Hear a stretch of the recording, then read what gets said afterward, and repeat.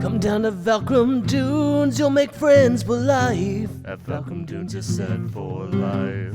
Sub-job quests to do, drop rates from every screw. At Valkrum Dunes, you make friends for life. Get to fly wood, crabby grin, magic skull is out. Yours at Valkrum Dunes. Valkrum Dunes, the friend maker.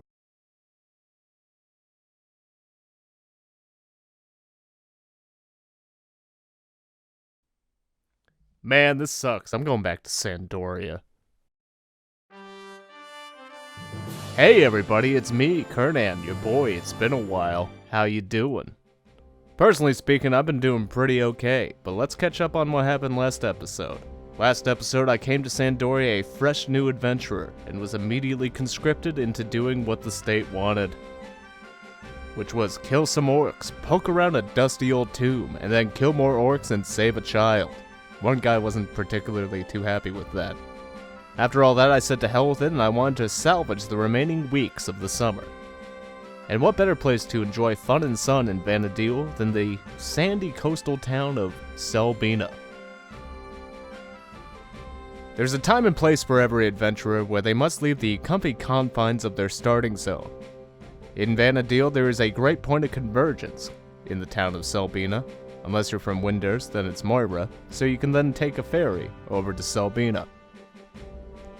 But I'm getting a little ahead of myself. In order to get to Selbina, we must first leave Ronfar and head to... Like quite a lot of the zones of Vana'diel, Latien Plateau is quite large. Some people might call it Latien, but THs in French are hard t sounds. It's filled with bees, birds, orcs, and Welsh wives. And while our destination is Selbina, we're a little underleveled to get there safely. So in order to secure a future where my blood remains in my body, we have to grind a little bit more.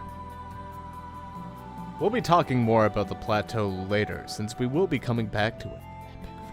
A 10-minute walk to the zone gets us over to Valkrum Dunes.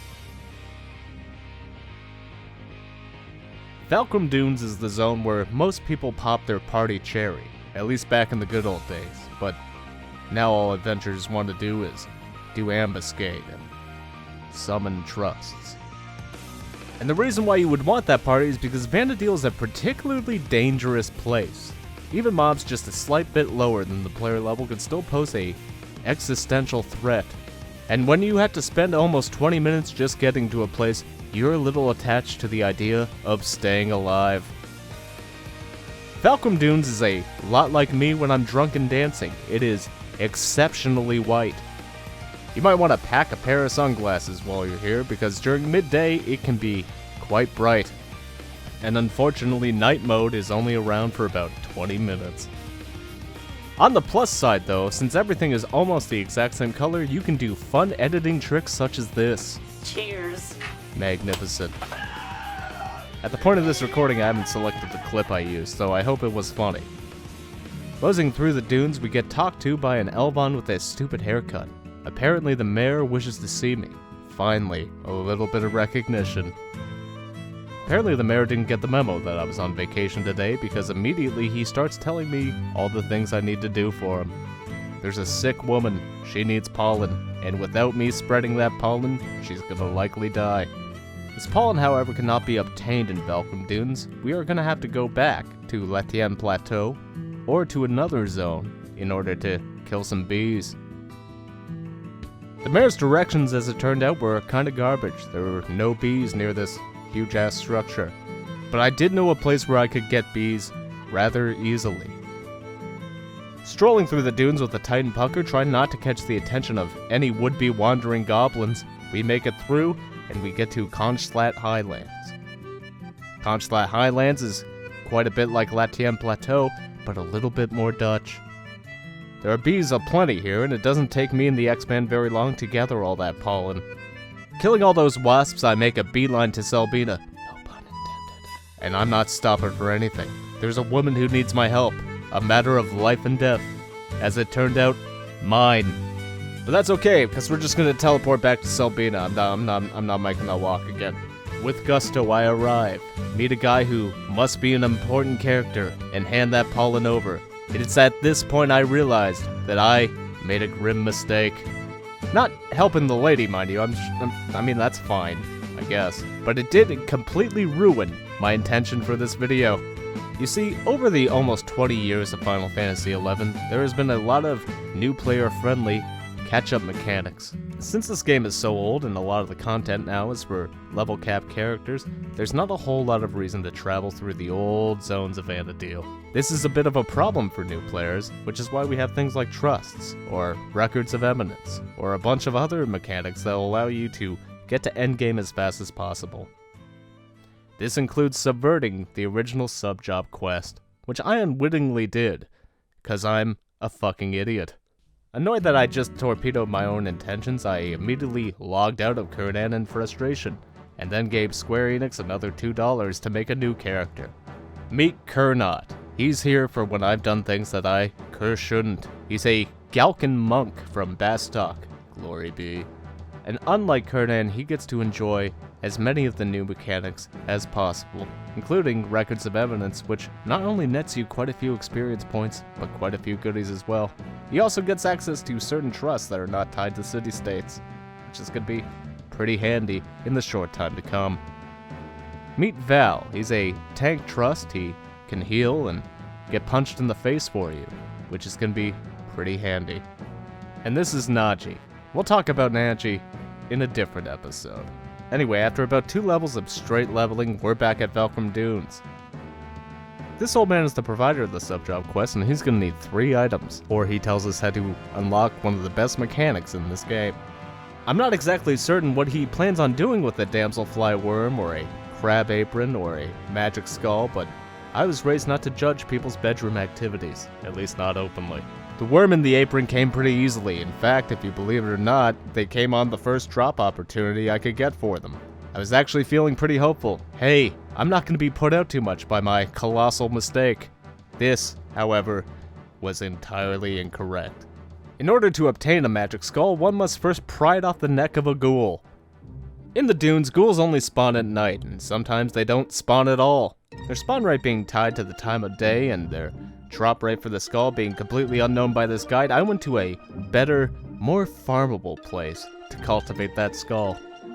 At the eastern extreme of the Coastline Highlands is Guzgan Mines.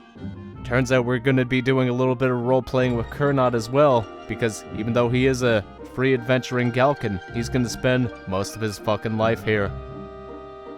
According to this guide here, the magic skull has roughly a 5% chance to drop, which means I have a little bit less than a 1 in 20 shot with every ghoul I kill here. This drop rate here, however, I'm convinced is a playful lie to give new players hope.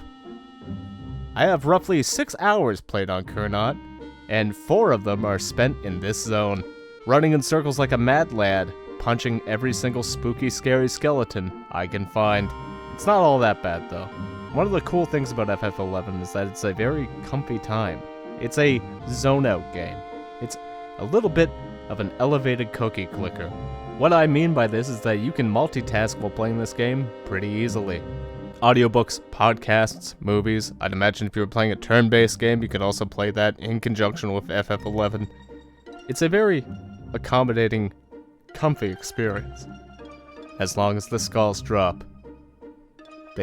They didn't. It took me over a day and a half of grinding ghouls and almost 120. I lost count at that point. I guess I could go back to the footage because I was... The annoying thing about this ghoul hunt is that because I wanted footage of the skull dropping, I recorded every single ghoul death, which also filled up my hard drive. And it also took quite a bit of time to sift through in order to find it. This is why we label things, kids. With all that crap out of the way though, we're able to go back to the old man and present the items that he requested. In doing so, we've unlocked one of my favorite mechanics of this game, the sub-job system. We're going to go over the funner nuances of the sub-job system in a subsequent episode. What you do need to know, however, is that your sub-job is always half of your main job, provided that you have that many levels in the job in the first place. So my immediate reward for grinding all those ghouls was the opportunity to grind even more, and frankly I wouldn't have it any other way. We're back on Conan now, and to be completely candid, I vacillated on what I wanted my sub-job to be. Unfortunately for me, I plan on sticking with Black Mage until at least level 99 or I complete all of the Sandoria quests. So we're in it for the long haul. My immediate choices are between Red Mage and White Mage, and they both offer a pretty decent amount of utility to help cover the spread in my rather lackluster stats. After a lot of thought, I decided to pick White Mage, and then I remembered that I'm also gonna have to grind White Mage to at least level 20 in order to continue. Well, I'm gonna get grinding. I'll see you next time.